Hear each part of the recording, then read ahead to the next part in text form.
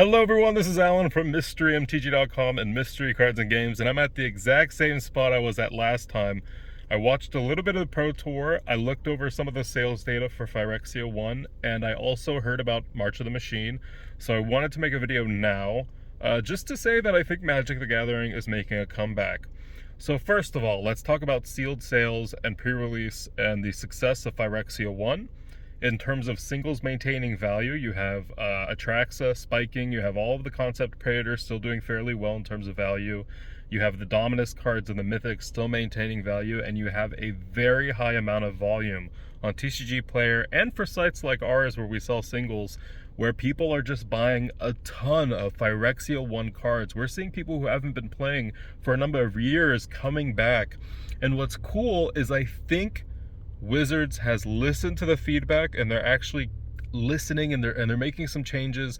One of those changes is that they are still maintaining the week-long delay between us being able to pre-release and sell sealed product and you being able to get it from Amazon, etc. That's really important. The reason that's important, a lot of our customers just canceled their pre-orders from Amazon and ordered through us, and that helped us increase pricing. It helped us allocate more product, actually just order more product, be able to get more in, be able to supply people. And it was just overall a stellar experience for Phyrexia 1 specifically. Now, when it comes to the Pro Tour, and this is where I think they're listening, and there are some issues there as well, though. The Pro Tour is back, paper magic, okay? So people are playing, there's a camera on the top, and you're able to, it's like watching Magic pre-COVID again, which is great. I think that's what was needed. And it was fun to watch with no marketing. I mean, they didn't market this thing at all. No one even knew it was happening. Still managed to get like 24,000 concurrent viewers on Twitch. I don't know what the peak was, but I'm sure it must have been higher. When I tuned in, it was at like 20,000, 14,000, 18,000, around that range, which is better than I think the World Championships did on MTG Arena. It was so laggy and terrible to watch. I do think there are a couple of issues with it. One, I think the players, like I think Benson versus Reed Duke, Benton or whatever his name is, was talking and not really taking it seriously, and it was kind of an awkward thing to watch. I think they have to be careful about people being too lax during some of these Pro Tours, because they're not used to being in front of the camera anymore, in person, playing physical cards. People were misplaying. That's a part of the game. Misplaying and, sacking something you shouldn't have sacked because you misread a card or a planeswalker. That's fine. That's what it needs to be. And I think it just resonated more with people, so viewership was better. Going forward, I'm looking at March of the Machine, I'm looking at what they're doing, I'm looking at the commander decks, and they're bringing back Plains Chase, and I'm just seeing really good stuff. It looks like they're doing a flashback to different showcases, like the Masterpiece Showcase, the Kaldheim Showcase, etc. I don't know how I feel about that. I think that's kind of a dangerous thing to do. You're kind of ruining the collectability of sets like Kaladesh and Amonkhet when you say, hey, we're going to be throwing a Ragavan.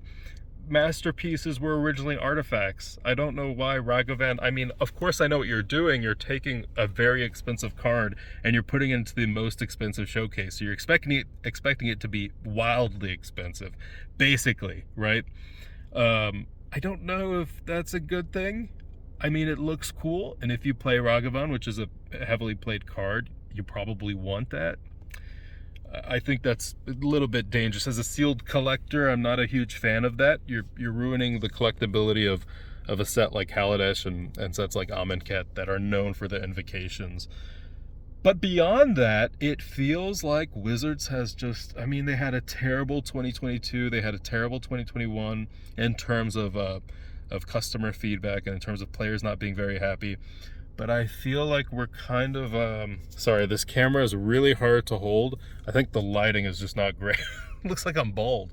Overall though, just looking at everything, looking at the Pro Tour, looking at their plans ahead, and looking at, as a store, what the policy is going forward. They haven't changed the stuff for pre-release. I think Magic is making a comeback. I think we have a lot of new players, a lot of older players that haven't been playing for a while coming back, and that's a great thing. Look, it's not always supposed to be negative. Everyone always makes negative videos because that's what people want to watch. But sometimes you have to talk about the positive, right? You have to say, hey, Wizards is doing a good thing here, and they are. and I think they're doing well, and I think it's going to show. I think March of the Machine is going to be good. I think if they market the Pro Tour more, they actually put it onto the MTG Arena client, they actually advertise it for weeks ahead of people actually going onto Twitch and watching it. I think even the Pro Tour scene and the World Championship should actually be better this time around. I'm excited. I think Magic's going to be in a really, really good spot, and I hope I don't eat my words.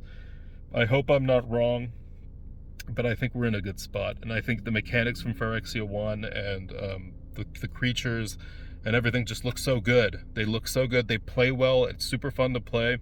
And I think going forward, if they can just maintain this, if they can maintain it, and I know it's so hard to maintain, I think Magic's going to be in a very good spot for everyone. It's not like it should be bad for casuals and good for competitive players, or bad for competitive players and good for casual, but even going into that, Commander needs to have less of a focus in the game.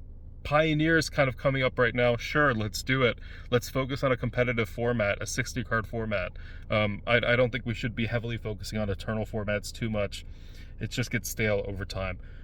So that's my opinion. Alan from MysteryMTG.com. Right below, what are you feeling right now? Do you enjoy the game? Do you think we're in a good spot? That's what I'm curious to know, because you are the players. I'm a player too, but I only have my perspective. And as a store owner, our perspective is always skewed. We're always looking at sales data. We're always talking to distributors. And we have a different opinion about a lot of things than players might have that are just sitting down and playing games every day.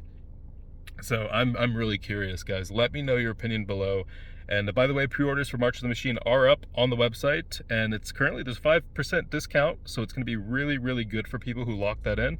And the discount is Elish Forever, and the 4 is actually just a literally 4, so Elish Forever, and you get 5% off pretty much anything on the site right now for a limited time. So I will see you guys next time. Alan from MysteryMTG.com.